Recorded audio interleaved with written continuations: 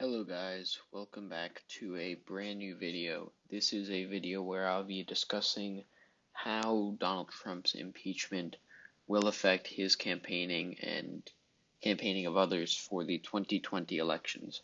So as of about 30 minutes ago, Donald Trump has been formally impeached uh, with abuse of power by a vote of 230 to 197 to 1, and obstruction of Congress with 229 to 198 to 1.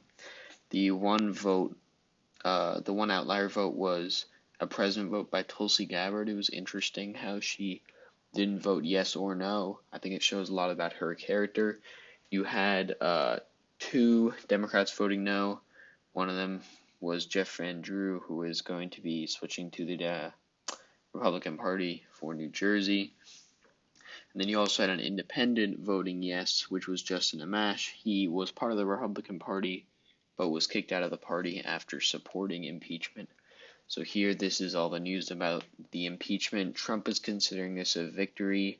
He is at a rally in Michigan. He is talking about the Democrats, and we need to think about how will this actually affect Donald Trump with his approval rating and everything like that.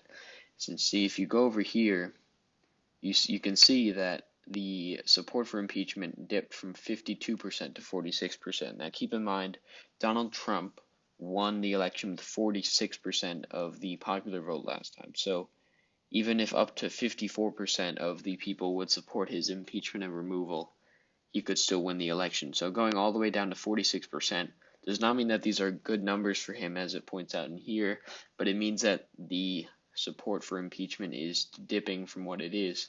And you can also see that his job approval ratings are up, as you can see here, from 39% to 45%. These approval ratings are from just after the new jobs report came out, where 250,000 new jobs were added.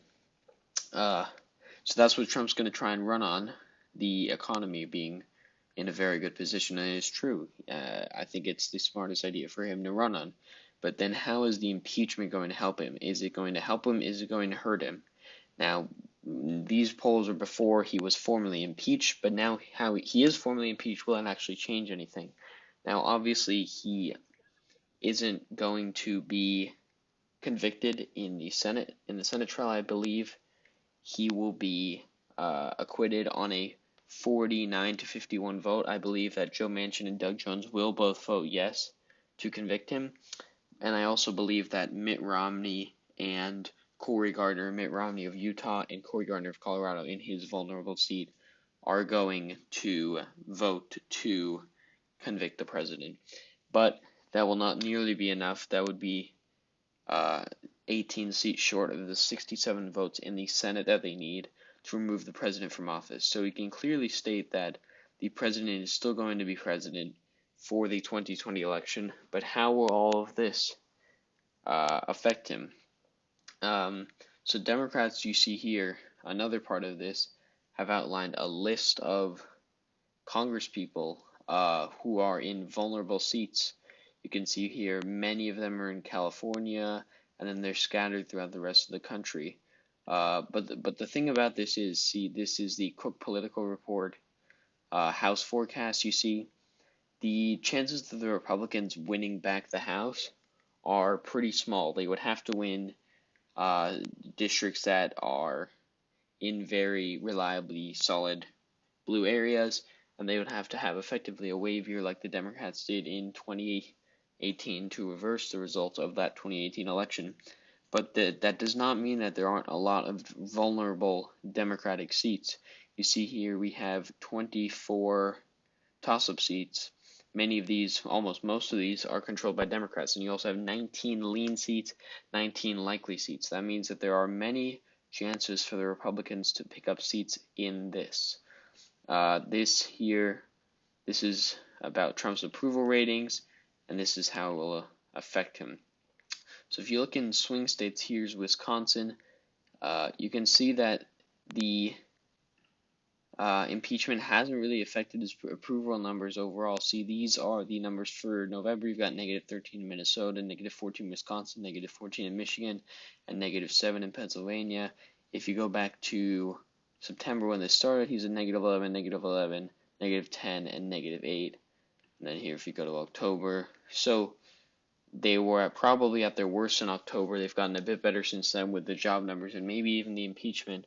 But how will it affect him coming into the 2020 election? You see, he even has poor approval ratings in states like Texas, Florida, where it's just within a razor-thin margin. And you have to look at this fundamentally, that the approval ratings do not mean everything when it comes to how states will vote. Obama did not have great approval ratings, and there's a good chance that he could have lost in 2012, but he still won. You have to look this far out of the election, you have to look at the trends rather than looking at the polls and the approval ratings. Yes, Trump does have a terrible approval rating in Arizona and Colorado and Nevada, and even Nebraska is a -6 approval rating.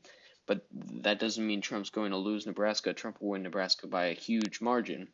You have to look at how impeachment will affect not just the president, but the Congress people in these states. So if we go over to the map here, we can fill out the states that are most likely going to go either way. So if you fill in these toss-up states, you can fill these in either way. We're just going to do this really quickly. We're going to go, we'll leave the pure toss-up states. We'll put Arizona at a lean. We'll put Ohio at a lean. We'll put Iowa at a lean. And then we'll put New Hampshire at a lean for the Democrats. Maine second at a lean, and Maine at large at a lean. So we've got this map here. These are the true toss-up states, I would say. I would even put Virginia at a lean. And Minnesota lean. So it's going to come down to these 4 states. Trump won all 4 of these states in the 2016 election. He flipped them all from what Obama won in 2012 and 2008, along with these other states too. Just going to put this at a lean. The 2nd district. So you've got Florida, Wisconsin, Michigan, Pennsylvania. Now if we go back to the approval ratings here, Trump has a decent approval rating in a state.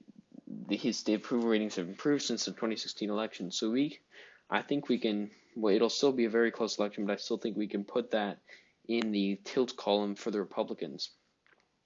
But then you look at these 3 states and you think, look at his approval ratings. They just aren't very good. But you do have many freshman congressmen and congresswomen in these areas that are in vulnerable seats that Trump won by a lot. And you think, what does Trump have to do for this? And you first think about the economy. Trump's going to have to flaunt the economy and how great the economy is doing if he wants to flip these seats. But what this video is about, especially, is the impeachment. How will the impeachment affect it? Now, if you look at it like we looked over here, the impeachment numbers have dipped, and they're still not good for him, but you have to look at the numbers among independents and other things like that. And so the Republicans in the House would have to win many of these seats to be able to regain the House, and they probably won't regain the House, but I think they'd focus more on the presidency than they would on the House. Obama didn't have the House for the last 6 years of his presidency, and if Trump were to serve 2 terms, he probably wouldn't either. But these approval rating numbers are probably the best ones we're going to get.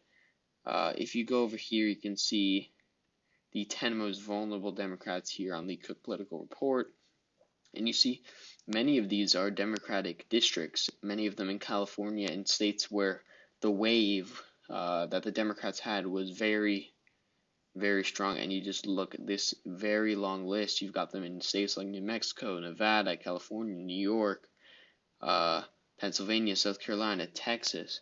And so all these states like Texas and South Carolina, you're going to go over it here, and you give those districts, like the ones in South Carolina, give that New Mexico one that was there for a while, you give the ones in Iowa, you give the ones in Texas. You know, the Republicans are starting to creep up on them. Trump won Maine second, Trump won Michigan, Trump won these parts of New York, Trump won this part of Iowa, Trump won this part of Illinois, Trump won this part of Minnesota. The Democrats' wave year, he won these parts everywhere.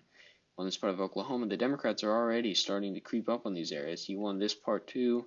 All these areas are areas where Democrats gained in the wave years, but would the Democrats be able to maintain them? Now, if Trump goes out and says that the impeachment is a witch hunt and a hoax, I don't think it'll be as influential as flaunting his economy, which is doing very well right now, admittedly. So we're going to have to look at the states. Like I said before, you're going to have to look especially at Florida, Wisconsin, Michigan, Pennsylvania. These three states right here are going to be the true toss-ups that decide the election. Because what could even happen is you get Pennsylvania that goes to the Democrats. We'll just leave it like this. You could get Wisconsin goes to Republicans, and then you could get Maine's 2nd district to the Democrats. Then you have an electoral college tie, which would take it to the House of Representatives. So there's many different ways that this election could end, and I think you have to look at it all going back to, at this point, we only have trends and approval ratings. The polls we don't pay much attention to because, as we saw, they were wrong in 2016. We can't pay too much attention to them in 2020. So what we're going to have to look at is the trends and the approval ratings. And the approval ratings don't mean that much either.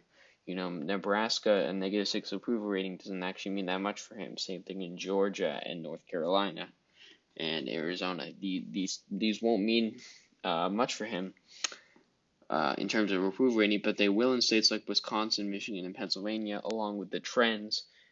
Trends especially in states like Texas, Arizona, and Georgia.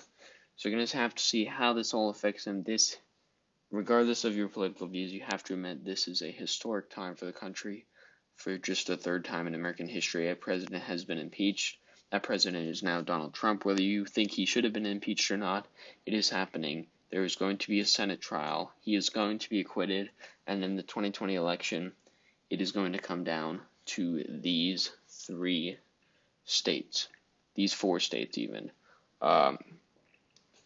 So yeah, that was a video where I did a lot of, probably not in-depth analysis, but kind of a brief overview of what we're going to be talking about in the many months to come, of whether Trump will use the impeachment to his advantage, or whether he will use the economy more. So we're going to see how this all plays out in the many months to come. So thanks for watching this video, guys. Like and subscribe, and I will see you guys later.